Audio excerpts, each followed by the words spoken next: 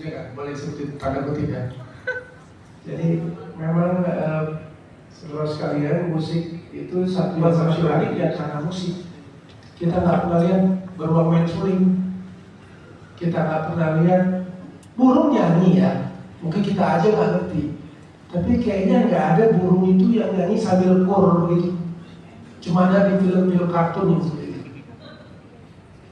Lalu saya kasih ilustrasi sedikit Pak Firman. Kenapa persoalan LMKN, persoalan performing rights, persoalan royalti secara lebih umum dan kaitannya dengan praktek di dunia internasional. Tadi kita sudah beruntung sekali disampaikan paparan yang luar biasa dari Profesor Hafin dan Profesor Price.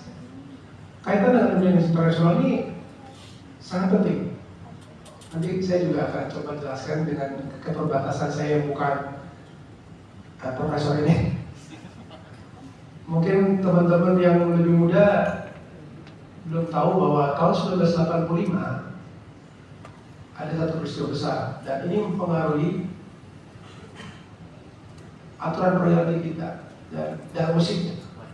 Ada hubungan antara bencana kelaparan di Afrika dan kemajuan industri musik.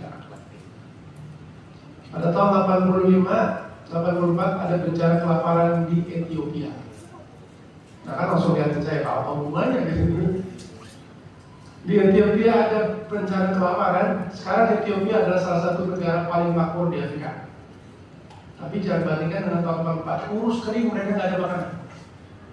Lalu seluruh dunia kemudian mencoba membantu Ethiopia dengan memberikan apapun yang diberikan, termasuk komunitas musik di negara-negara maju yaitu Amerika Serikat dan khususnya Inggris. Pada saat itu Inggris membuat rekaman,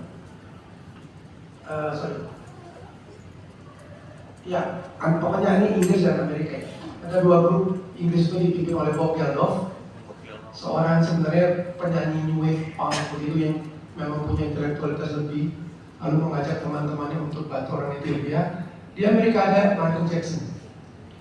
Mereka membuat Live Aid dan lagu We Are The World. We are the world, we are the children. Tapi ini serius.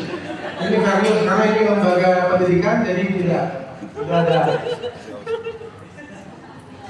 Nah, maksud saya begini, saat itu ada misi khusus untuk membantu masyarakat Ethiopia. Kemudian ada gerakan yang luar biasa, membuat live, kemudian rekaman yang dijual, lagu yang dibuat khusus oleh artis top saat itu yang direkam bersama-sama. Ada Sting, ada U2, ada Michael Jackson, semuanya ya. Dijual di seluruh dunia dengan harapan mendapatkan uang, kemudian disumbangkan ke Ethiopia. Apa yang terjadi, Bapak Ibu sekalian? Tidak ada aliran duit dari Indonesia.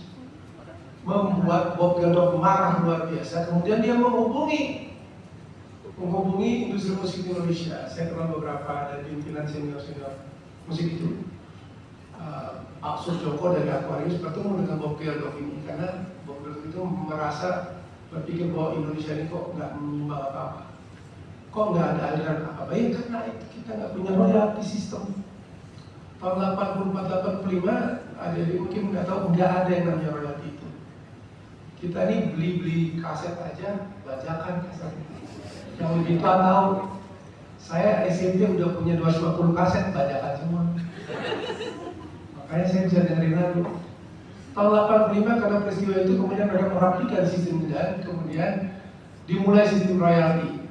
Pada saat saya 86, 87 saya lupa ya, mungkin 88, kaset-kaset bajakan itu digantikan oleh kaset-kaset yang asik dan ya mungkin Mbak Ririn ingat atau mungkin teman-teman ya, Mas Panji ya, yang juga penyuka musik. Namun yang ingin saya katakan itulah hubungan. Artinya kita tidak sendiri di dalam dunia ini. Ada masyarakat di bumi ini yang perlu dilindungi interestnya. Nah, saya tidak bicara tentang tadi yang sudah disampaikan itu mechanical rights ya. Apalagi konteks penjualan pergandaan itu mechanical rights. Kita hari ini berbicara tentang performance right. Dari 9 hak pencipta, hak ekonomi ya. Kalau hak moral kita tinggalkan dulu. Ada hak ekonomi yang dalam Undang-Undang 28 2014 ada 9. Kalau ada yang hafal bagus, saya kasih sepeda. Hak, boleh saya sebutin, saya kalau nanti saya lupa kalau diingat ya. Jadi ada hak penerbitan, ada 9 ya. Hak penerbitan, hak pengumuman, hak komunikasi, hak penggandaan, hak distribusi, pendistribusian. Nah, ini ada 1. Hak terhadap aransemen, adaptasi dan transformasi, kemudian hak persewaan, hak penerjemahan, dan hak pertunjukan. Di dalam 9 hak itu, semua itu tentu saja with all due respect punya pencipta, ya. Tidak ada yang kita bisa ambil begitu saja. Itu semua punya pencipta, punya pencipta. Tetapi agar supaya ada keseimbangan, maka ini harus diatur. Saya mau kasih lagi ilustrasi yang penting. Dari mana sih semua ini hak performance ini dimulai? Tahun 1847 ada peristiwa yang unik dan merevolusi sistem ini. Sesuatu terjadi di Paris, di kafe bernama Le. Kalau Prancis itu Les apa Le sih? Le Jawa kan? Le Ambassadeurs. Le Ambassadeurs. Maaf, bahasa Prancis saya terlalu hebat ya. Le Ambassadeurs. Ya. Ada seorang bernama Ernest Borges. Ernest Borges. Dia adalah seorang komposer. Kebetulan satu malam itu dia datang ke Les Ambassadeurs di tahun 1847 di Paris. Dia makan, kemudian setelah dia makan, di saat itu ada band atau orkestra. Saat dia makan, bagus sekalian. Setelah makan, ditagih dong sama waiternya ya, Pak Ero Pak, gitu kan. Dia bilang gini, nggak mau, gitu, saya nggak bayar. Kenapa nggak mau bayar Pak? Itu kalian mas mainkan musik saya malam ini sering lagi di kafe ini. Kenapa saya mesti bayar? Saya nggak ada apa-apa dari kalian minta saya bayar. Kemudian menjadi peristiwa yang kemudian bergulir di pengadilan. Tahun 1848, 1849, akhirnya putusannya adalah harus ada aliran royalti untuk komposer terhadap setiap penggunaan karya di ruang publik sebagai layanan publik. Apakah itu saat itu kan belum ada rekaman ya, 1847 ini belum ada, jadi ada live. Nah, live performances itu harus tetap ada bayar royaltinya. Tahun 1851 sudah ada yang namanya LMA pertama di dunia, 1851 di Prancis. Namanya itu SACEM, SACEM. Nah, itu bahasa Prancisnya gimana? Nyebutin susah sekali. S-nya apa ya? Les sindikat ya, sindikat lah ya, begitu. A-nya itu authors ya, authors. C-nya itu composers ya. E-nya itu kurang lebih editors ya, editors, dan M-nya itu the music. Nah, itulah yang jadi sejarah dari